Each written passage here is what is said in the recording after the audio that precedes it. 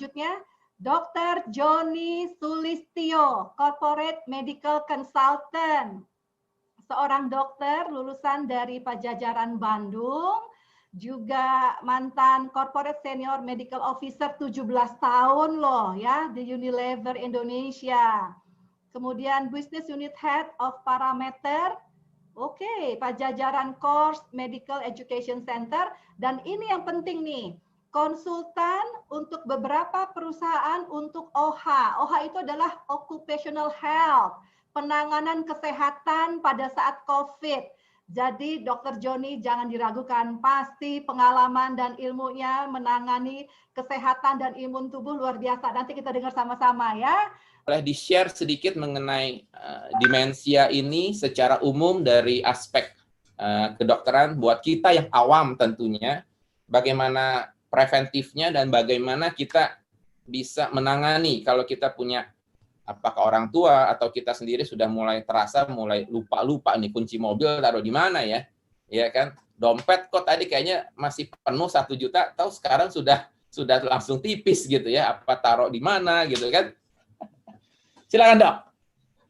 Thank you Mas Matias. Selamat sore rekan-rekan sekalian hadirin di ruang Zoom meeting ini. Terima kasih.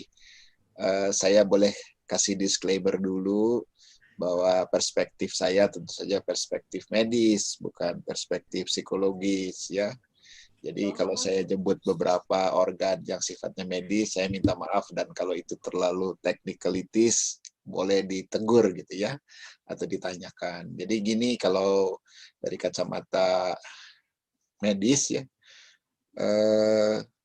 demensia itu kan ya proses tua lah, tapi yang terjadi pada otak gitu ya. Kalau tadi penyebabnya ada berbagai macam faktor yang sifatnya sistemik, tapi kita tidak pernah mencoba menunjuk atau merujuk atau melihat apa yang terjadi di dalam otak kita sebenarnya.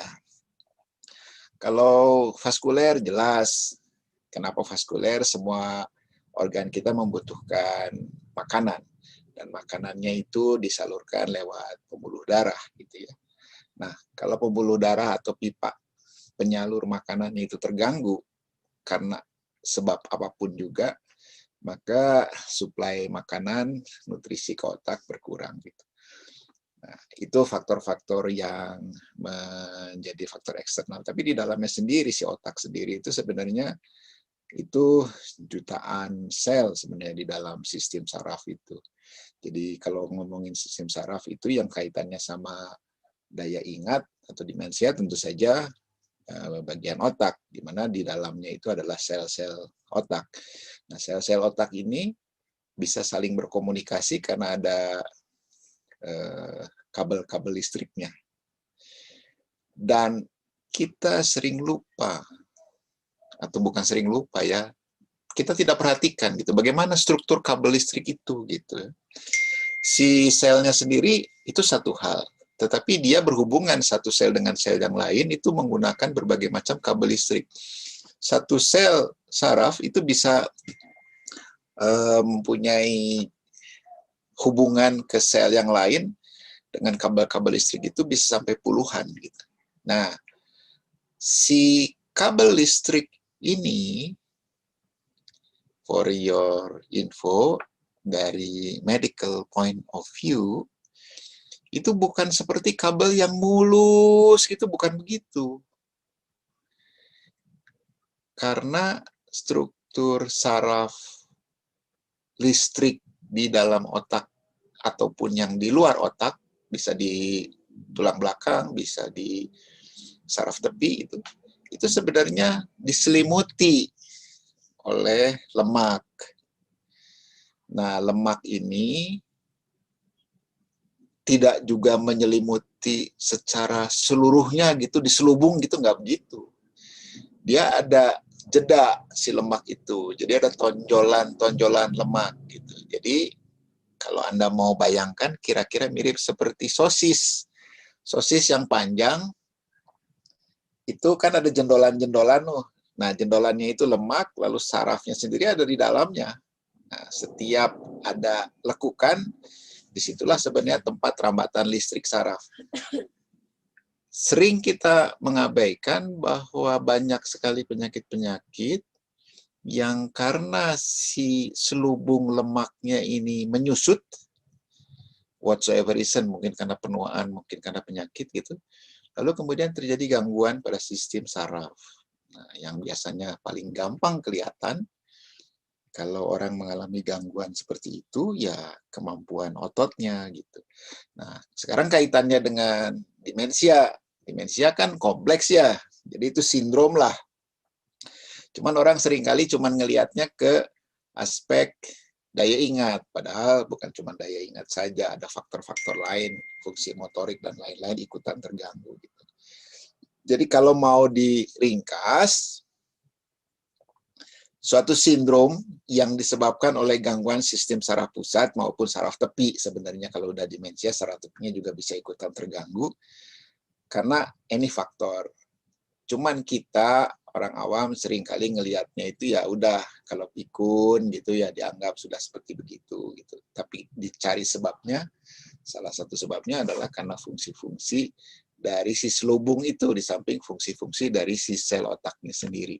Nanti kita coba telusuri bagaimana ya caranya kita untuk bisa menghindarkan gangguan-gangguan yang muncul pada sistem saraf otak tersebut. Back to you, Matias.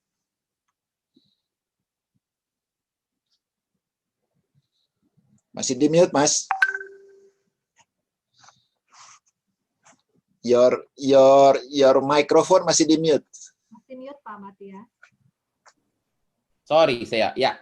Ada beberapa hal yang menarik di sini. Kalau saya baca, dokter sharing di sini bahwa ya kan di buku itu dibahas mulai usia 35 tahun, fungsi organ tubuh itu kurang lebih 1% ya, itu berkurang. Jadi, kalau saya usia 70 tahun, secara teori fungsi organ saya udah tinggal 65%. Nah, itu dahsyat banget kan?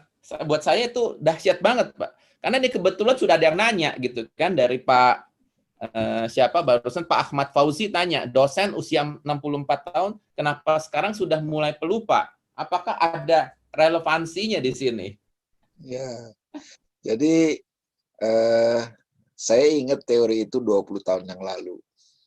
Saya selalu bawa-bawa untuk berhubungan dengan para pensiuner di korporasi, karena para pensiuner itu masih berhubungan dengan saya karena medical benefitnya masih ditanggung oleh perusahaan gitu ya. Saya selalu berusaha untuk menyampaikan itu.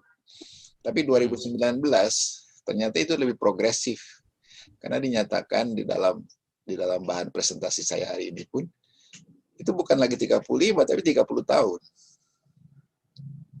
30 tahun sekarang. Jadi it's really progressing in spite of the longevity of individual, itu life expectancy-nya memanjang, tetapi proses aging itu muncul mulai 30 tahun gitu. Jadi kalau kita berusia 80 tahun, organ-organ kita itu sudah berkurang 50%. 50%. Wow. Karena kalau 1% 1 tahun berarti setelah 30 tahun kan usia 10 tahun jadi 50% per tahun setengahnya. That's naturally aging sebenarnya. Jadi by nature itu mengalami seperti begitu. Nah, pengetahuan berkembang sekarang sehingga orang boleh berharap dengan pengetahuan baru kita bisa delay proses aging itu. Nah, kalau di dalam bahasa geriatrik ada namanya istilah senescence gitu, itu proses berhentinya pertumbuhan gitu.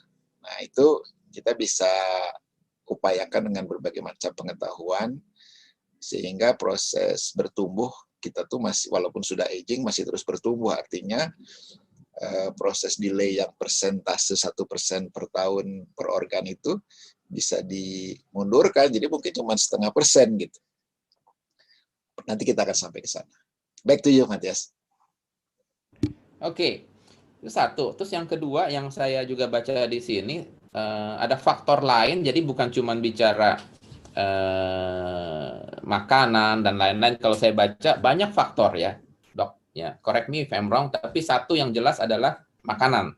Bagaimana kita memenuhi tubuh kita itu bukan cuma bicara mengenai makanan yang banyak, tetapi bagaimana nutrisi, ya, isinya, nutrisi yang tepat. Yang kedua, bagaimana kita juga harus bergerak, ya, apakah itu olahraga atau gerak badan. Menarik sekali, saya dapat dari Asosiasi Alzheimer Indonesia, ya. Dan selain itu juga lingkungan yang saat ini kita hadapi, lingkungan kita sudah berubah. Mungkin 20-30 tahun terakhir, bukan cuma bicara mengenai polusi logam berat, ya kan? Itu kan sudah kemana-mana. Nah, apakah itu juga mempengaruhi signifikan terhadap jumlah peningkatan orang saat ini mengenai demensia? Ya, Mas Matias, teman-teman sekalian, all those external factors mempengaruhi. Tadi saya udah bilang bahwa ilmu pengetahuan kita juga berkembang juga, sehingga upaya-upaya untuk memanage itu, melambatkan proses itu juga terus berkembang. Nah, itu sebabnya kalau banyak sekali profesi mengatakan dunia akan kiamat, saya bilang Mother Nature will find a way to heal themselves gitu. Termasuk juga bagaimana manusia sekarang ini merespon berbagai macam external stress, internal stress, lalu kemudian dia mengaplikasikannya. Itu yang saya juga akan share di di sesi sore hari ini. Back to Boleh. you. Yes. Silakan, Dok. Oke, may I share my screen ya, sebentar ya. Boleh, silahkan. Sorry. Karena saya senang sekali kalau terutama bicara mengenai hormon nih, dokter bicara mengenai faktor-faktor itu menarik sekali buat saya. Jadi saya twist sedikit judul bukunya Menuju Senda Indah. Kalau di buku ini Tragedi Ketidakpahaman, saya twist menjadi lebih paham untuk maslahat gitu. Kenapa untuk maslahat? Karena sebenarnya maslahat itu kan yang menikmati orang lain ya. Jadi caregiver itu kalau kemarin dia tragedi karena dia nggak ngerti, sekarang harus ngerti lah gitu. Jadi supaya bisa bermanfaat untuk yang dirawatnya gitu ya. Sebentar, how can I start this? Oke, jadi begini, orang secara natural, ini 2019 kalau tadi Mas Matias bilang 35 tahun, ini lihatnya after 30 years. Oh my God. Ini so next 5 years baru 2019 kemarin diterbitkannya. Jadi an average 1% of this reserve is lost each year. Gitu ya. Jadi kalau kita lihat grafik dari mulai usia muda, anak-anak sampai dengan 20 tahun itu terus capability-nya meningkat. Kebetulan di sini yang dikasih contoh adalah capability untuk menyemprotkan darah dari pompa jantung gitu ya. Pompa jantung itu kalau usianya 20 tahun itu dia punya kemampuan sampai 10 kali memompanya gitu. Nah, tapi dengan bertambahnya usia di usia 30 tahun dia akan menurun gitu fungsinya. Nah, ini secara natural ya. Jadi dan Anda bisa bayangkan atau bisa mention masing-masing organ yang Anda mau ingat. Di dalam buku saya, di dalam buku kami itu disebutkan misalnya salah satunya adalah organ yang memproduksi sel darah. Di mana itu? Di sumsum tulang gitu ya. Sumsum tulang itu jangan asosiasinya ke tulang belakang ya, karena kalau sumsum tulang belakang itu saraf pusat. Kalau sumsum tulang itu betul-betul tulang yang kalau dipotong, lalu kemudian ada pori-porinya dan pori-porinya itu ada merah-merahnya, darahnya, itu namanya sumsum tulang. Kalau Anda makan ayam, kakinya ujungnya dipotes gitu kelihatan tuh merah-merah, itu namanya sumsum tulang. Nah, organ sumsum tulang ini memproduksi sel darah merah. Jangan heran kalau orang udah usia 70-80 tahun HB-nya bisa turun karena memang kemampuan produktivitasnya sudah menurun. Nah, meskipun kita bilang bahwa itu sudah mengalami penurunan, tapi kita masih bisa bilang bahwa masih ada pertumbuhan. Sebab kalau sumsum tulang berhenti bertumbuh, maka orang itu akan mati karena tidak pernah punya sel darah untuk mengangkut oksigen. Nah, itu salah satu contohnya. Ya. Jadi dengan bertambahnya usia, si Hb itu juga menurun. Bukan sel darah merah di dalam sumsum tulang itu diproduksi, sel darah putih juga. Jadi jangan heran juga dalam situasi COVID seperti begini, populasi aging di negara Eropa, di negara maju, itu sudah sangat banyak, lalu angka kematian karena COVID itu sangat tinggi. Kenapa? Karena sel darah putih ini juga menurun. Gitu. Jadi kemampuan untuk melawan infeksi juga menurun. Nah, itu salah satu contoh bagaimana mengalami penurunan. Ya. Nah, bagaimana cara mencegahnya? Saya cuma mau singgung 2 hal saja. Yang nomor 1, use it or lose it. Yang nomor 2, bagaimana Anda memberikan asupan kepada tubuh Anda. Jadi, kembali lagi kalau tadi kita bicara bahwa aging itu inevitable, tetapi teknologi dan pengetahuan manusia yang bertambah-tambah itu bisa mengupayakan prosesnya menjadi lebih perlahan.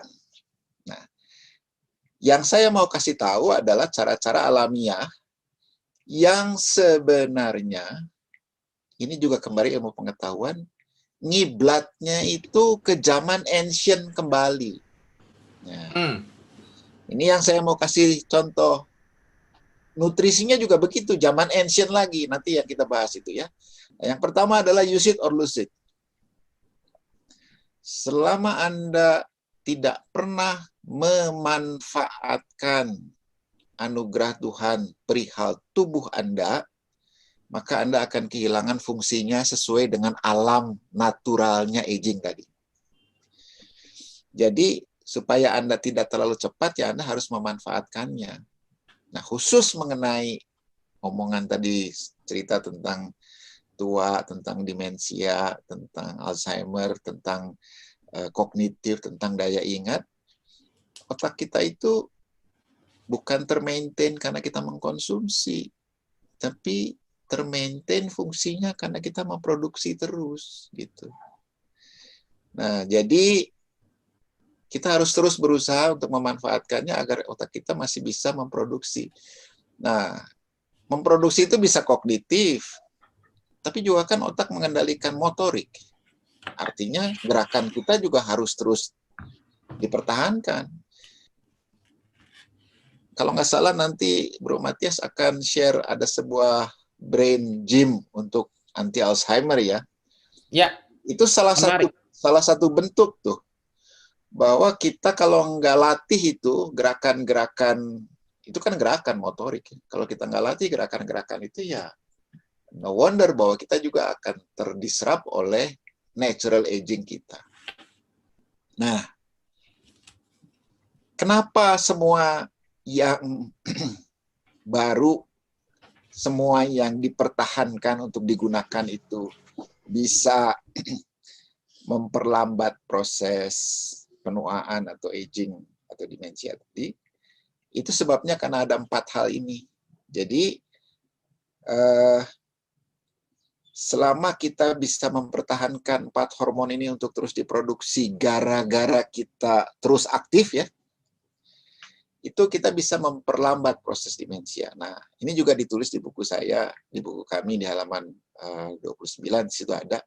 Jadi ini ada 4 hormon yang apabila kita melakukan sesuatu, itu bisa dikeluarkan oleh otak kita. Yang pertama adalah endorfin. Jadi endorfin itu adalah sebuah hormon yang diproduksi ketika kita mencapai sesuatu. Hormon ini sifatnya seperti morfin, memang seperti morfin. Ketika hormon ini keluar, orang yang habis lari 42 kilo semua nyeri-nyeri badan, begitu sampai finish itu si nyeri-nyerinya hilang karena keluar hormon ini lalu mensupres rasa nyeri gitu. Dan karena dia rasa nyerinya tidak ada, ya dia bisa meningkat endurance-nya. ini very relevant dengan kebutuhan kita-kita yang sudah mendekati usia lansia, di mana dalam keadaan dia terlena terus di tempat tidur dia akan merasakan nyeri, tapi kalau dia melakukan satu kegiatan justru dia nggak kerasa tuh nyerinya karena ada hormon endorfin ini. Dia mensupres rasa nyeri. Nomor 2 adalah dopamin. Jadi hormon yang memotivasi kita untuk melakukan lagi atas capaian-capaian. Saya sengaja tulis after we finish the to-do list. Teman-teman, as we are aging, seringkali kita dianggap cepat sekali lupa.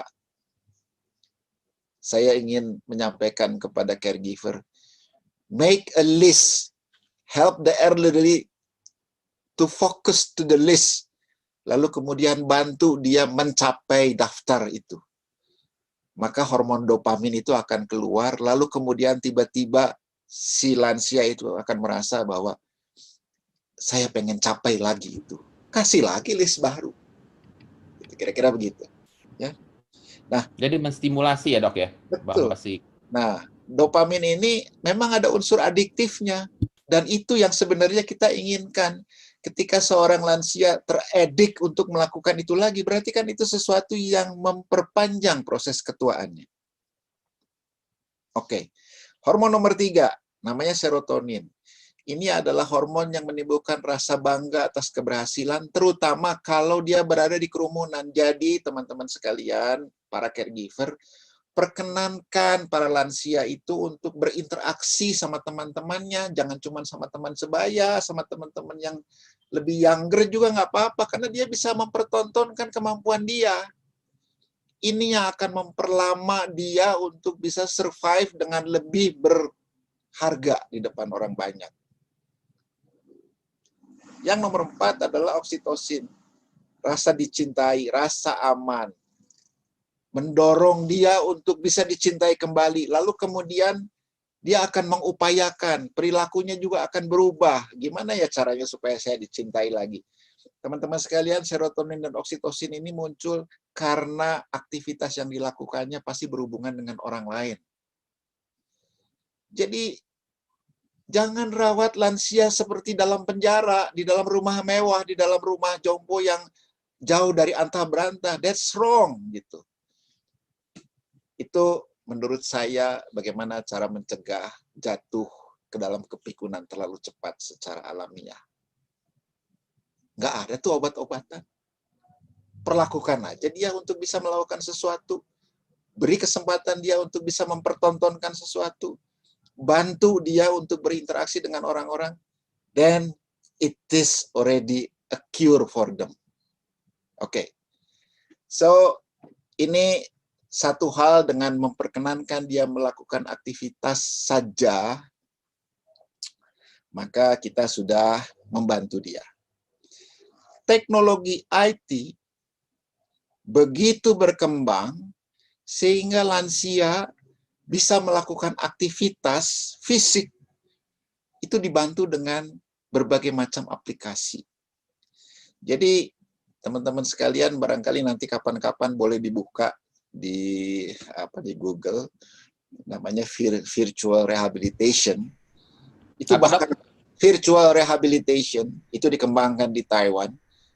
Itu orang-orang itu melakukan proses rehabilitasi, para lansia, orang yang habis operasi gitu, melakukan proses rehabilitasi, not even didampingi oleh seorang dokter, atau seorang rehabilitasi medis.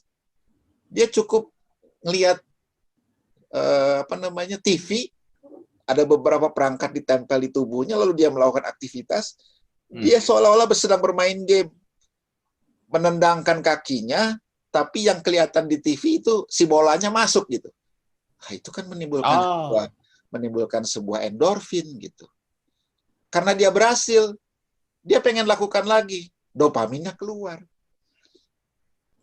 Karena dia ditonton sama anak sama cucunya, anak cucunya pada ikutan tepuk tangan, padahal yang dilihat TV bukan bola beneran. Tapi aktivitas si orang tua itu seolah-olah seperti menendangkan sesuatu. Gitu. Serotoninnya keluar. Gitu. Dan ketika orang-orang itu melihat bahwa sang opa atau sang oma bisa melakukan itu dengan baik, lalu mereka merasa lebih sayang, itu sesuatu yang muncul di dalam kepalanya si opa ini atau si oma ini. Oksitosin, gue disayangin orang nih. So guys, itu teknologi menurut saya yang kita mesti coba cari gitu ya. Nah, ini pesan buat teman-teman caregiver. Mari kita cari cara apa saja yang memungkinkan para lansia itu terstimulasi. Oke. Now, the next one. Apa yang relevan dengan tadi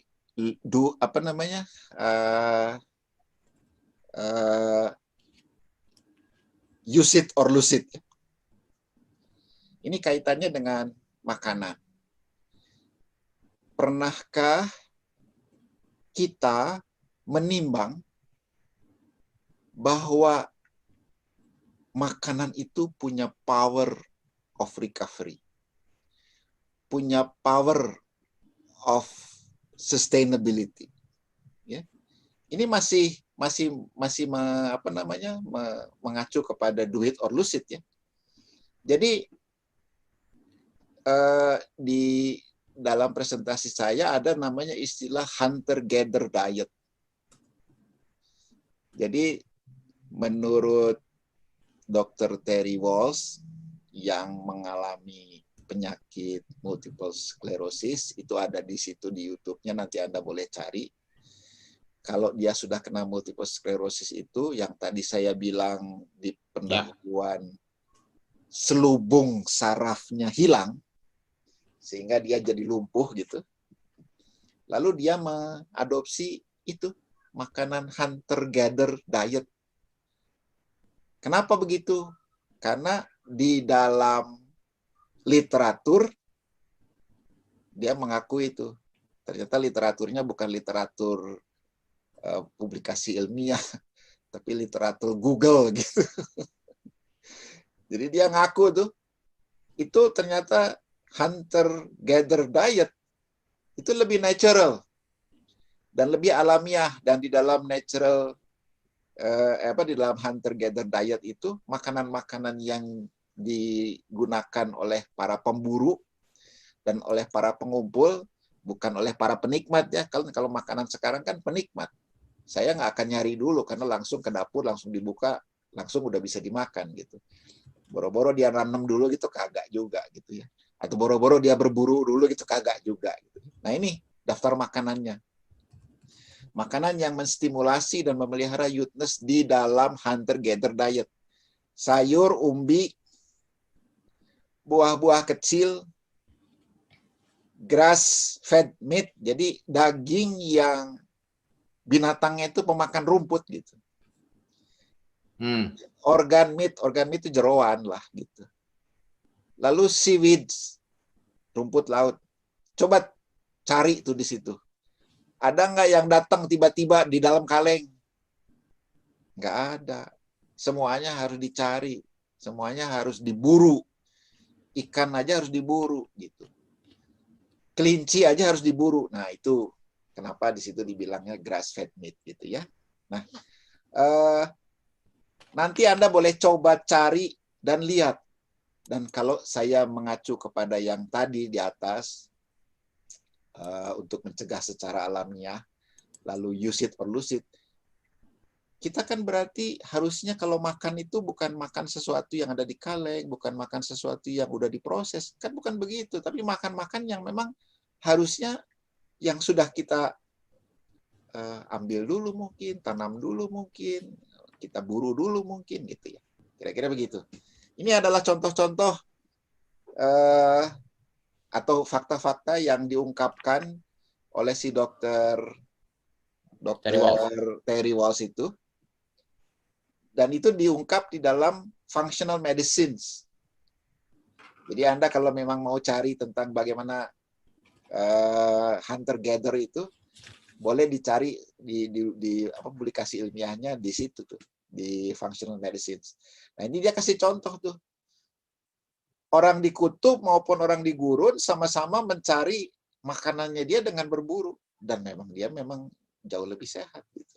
Dan ini yang tadi contoh-contoh makanan yang memang memberikan pengaruh positif kepada sistem saraf pusat.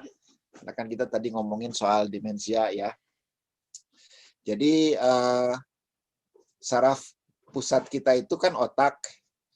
Saraf pusat yang kedua itu sumsum tulang belakang. Kalau saraf-saraf yang ada di anggota gerak kita itu sudah saraf tepi namanya. Tapi serabut saraf itu diselubungi oleh yang namanya ini nih, mielin nih. Insulation for wiring. Jadi bukan kabel mulus gitu, enggak. Mielin ini lemak. Dan mielin ini butuh ini nih. Vitamin B lah. Dan asam lemak. Dan iodine. Di mana itu didapat? Nah, Anda udah bisa lihat sekarang gambar-gambarnya.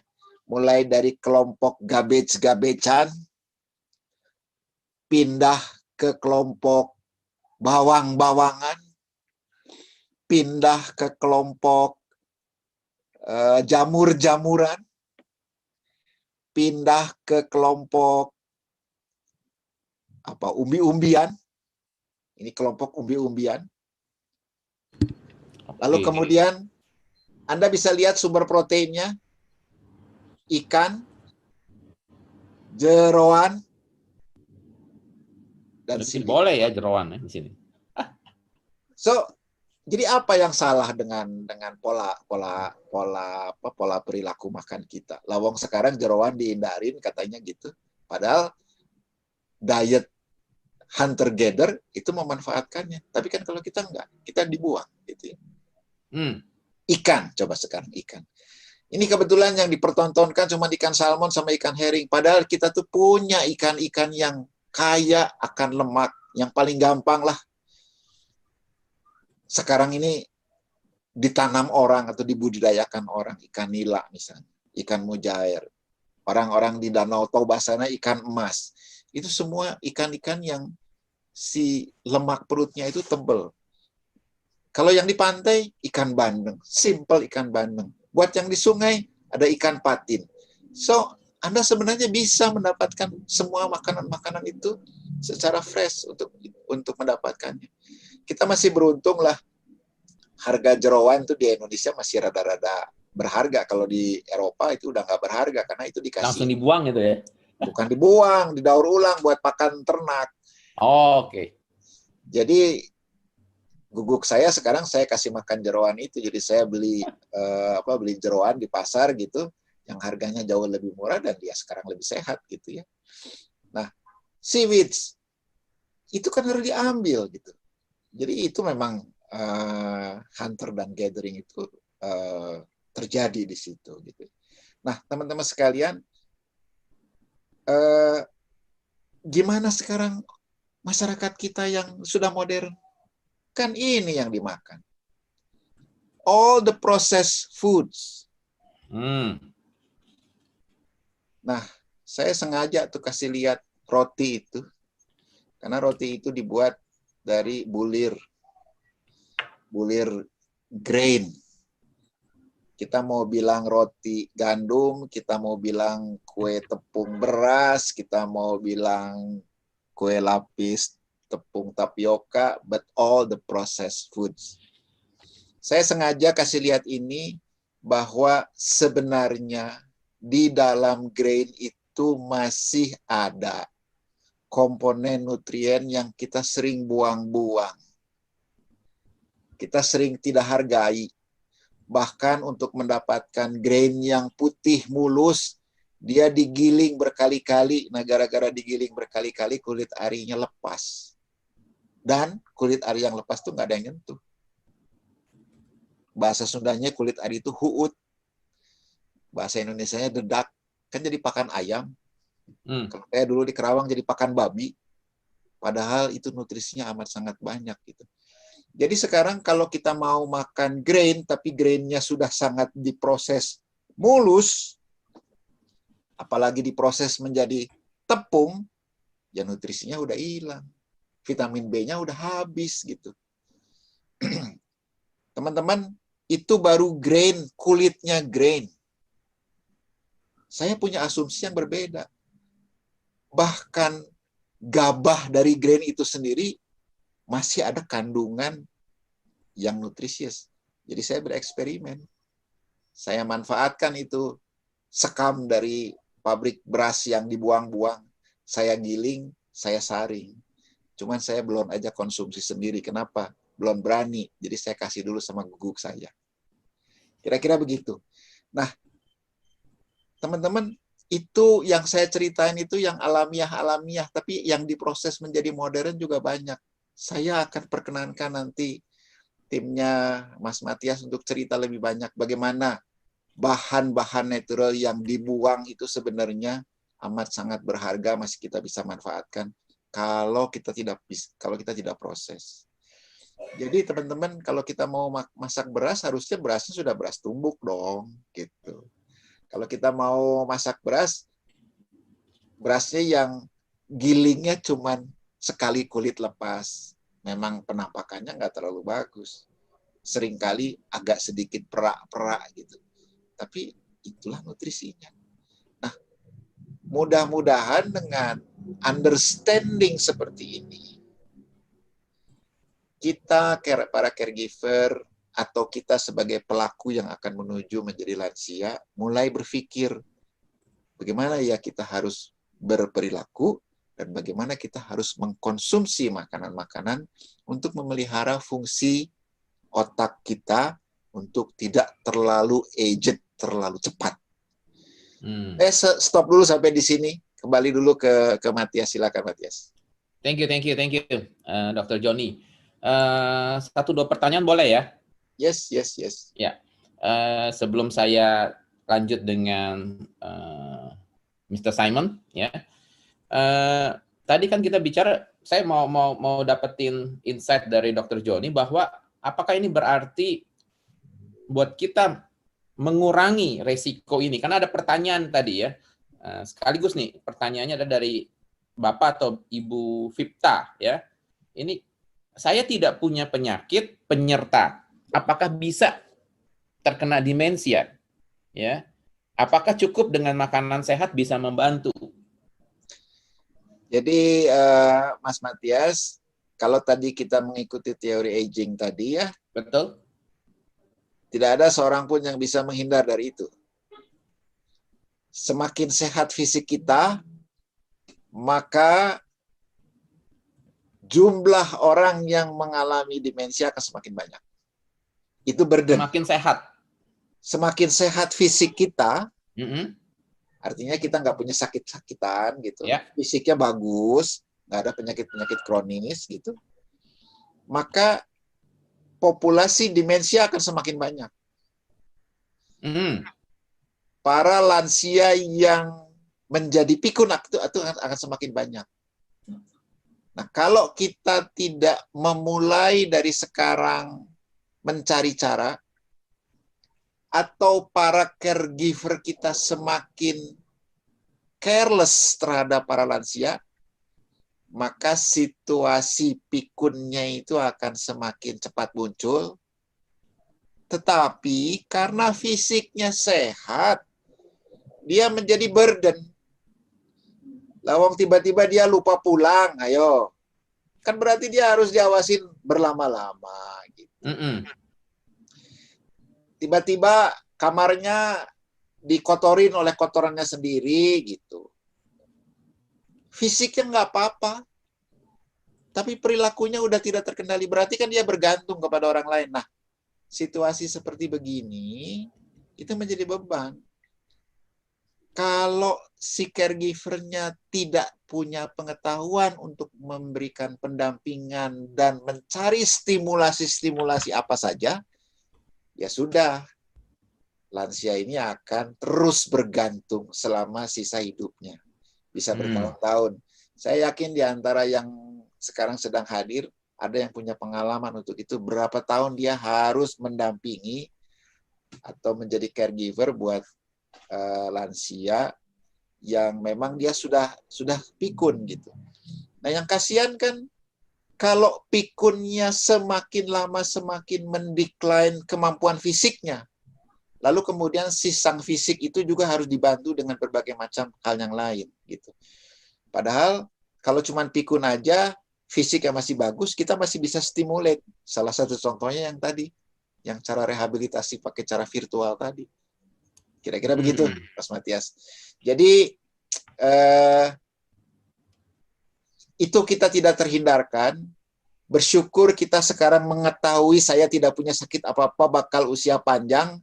But remember, we can come up to the dementia stage, to the Alzheimer stage. Nah, itulah yang sekarang saya inginkan kalau bisa para penonton di chat ini ada calon-calon caregiver. Karena dia yang harus bertanggung jawab untuk menstimulasi. Kira-kira gitu, Mas Matias, back to you. Oke.